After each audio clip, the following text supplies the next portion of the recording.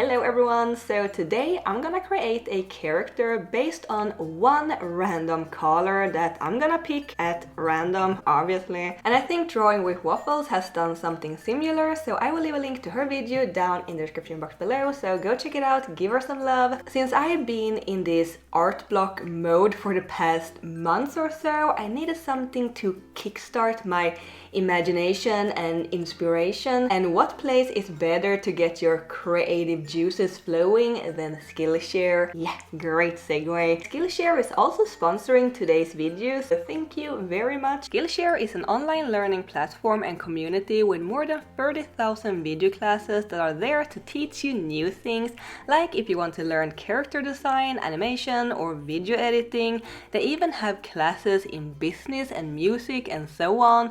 A premium membership will unlock all of their classes, which allows you to poke around and learn all that you want, or just gather inspiration. There are more than 7 million creators using Skillshare, so I'm pretty sure you will find someone like-minded to share your interest with.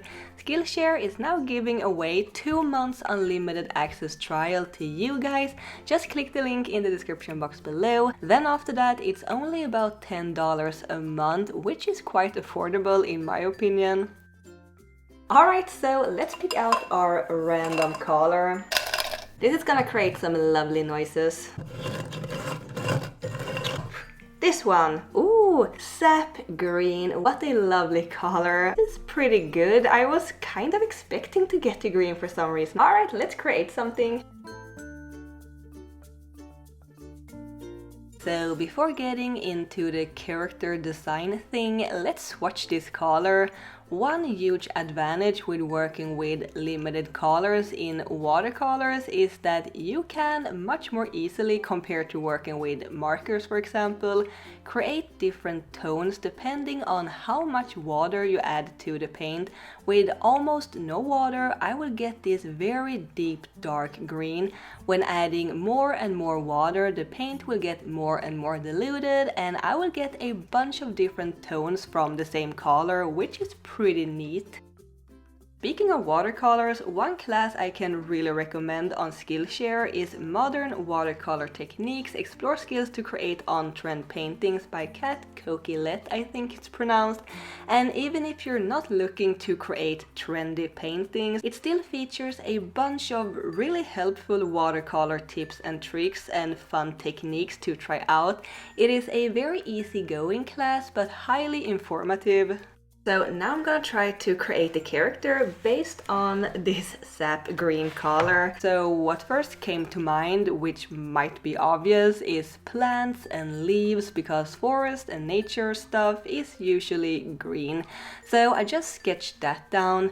Then another thing this green reminded me of is Link from The Legend of Zelda and his green tunic. I don't want to draw Link himself because I want to make up my own character, but I sketched this random elvish boy. I really like drawing characters with pointy ears, I've noticed. And frogs are green. I think I could have brainstormed even more, to be honest, but I felt really inspired to make something from this elvish guy and the frog and the plants, so my brain couldn't think of anything else, so I just went with that. I feel like I could have pushed myself quite a bit more to create something even more unique, but I just wanted to have fun with it, which is okay too, I think. After some more sketching, I decided to go with this idea with a boy and a frog sitting on his head. I like the flow and the playfulness in it. The frog doesn't look too happy about being poked, but I can imagine these two being friends for a long time. Maybe the frog got a bit of a grumpy attitude and the boy always tried to make him loosen up a bit. I don't know, it just has a silly vibe to it, which I love.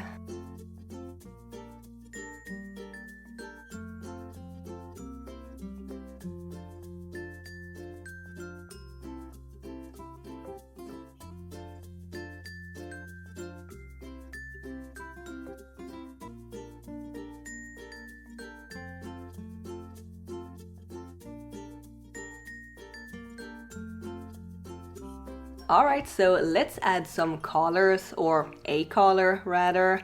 I started loosely, trying to not add too much contrast from the beginning because I didn't want to paint myself into a corner, so to speak, by adding all the darker shades from the start and then having nowhere to go from there, because with watercolors it's much easier to go from light to dark than from dark to light. So my idea was to go in lightly, blocking in all the different areas, trying to not put similar tones too close to each other. I made the skin a bit on the lighter side and then the hair darker and the shirt or tunic or whatever it is in a more of a mid-tone shade. Since I only have one color to work with, I need to create contrast between the different parts of the illustration, or else it will just be a green blob, which is not really what I want here.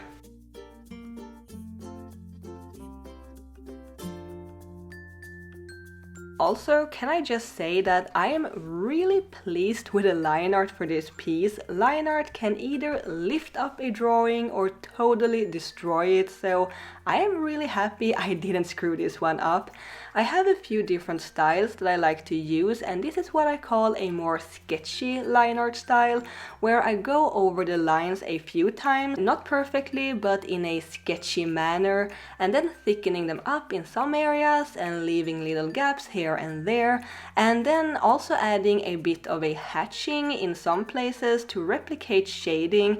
I think it is a very good way to loosen up the line work a bit and add a little more life to it.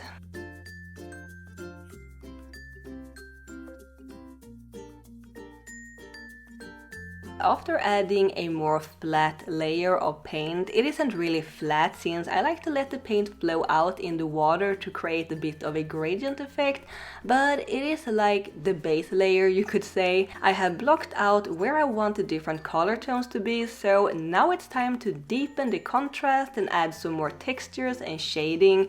I wanted the hair to be the darkest part of the painting, so I used paint almost straight from the tube. I just added a tiny bit of water to make it more fluid, and it is at this point where I start to add more details too, like strands of hairs, freckles, textures on the leaves and stuff like that. When working with limited colors, I think adding different textures is a really good way to separate the different areas so that they don't blend into each other too much. I could have used masking fluid for this to create more negative space and in that way adding different textures and details to the illustration, but I didn't really find any use for it this time. But yeah, masking fluid is also a very good option to create textures with. That is what I wanted to say.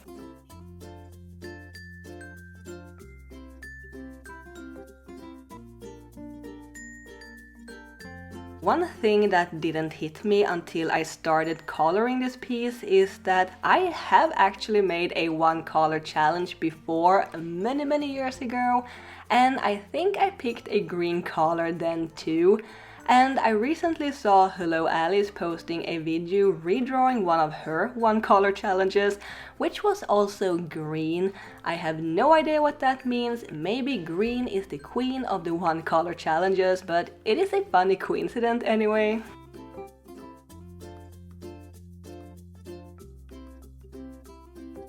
But yeah, I really liked how this turned out, even if it was a little bit of a cop-out for me. I could have pushed myself even more, I could have added a background, but at least I drew a dude. I rarely draw though, so I guess that is something at least. I love his chunky eyebrows and the little gap between his teeth and the ponytail. I think the frog turned out very cute, and the most important, I drew a hand pointing, so I'd say it is a win. It was a really fun exercise that I would love to try out again sometime. Let me know if you would like to see more videos like this. Also, thanks again to today's sponsor. Don't forget to check out Skillshare by clicking the link in the description box below. Alright, thank you so much for watching. I hope you enjoyed this video and that I will see you next time. Bye!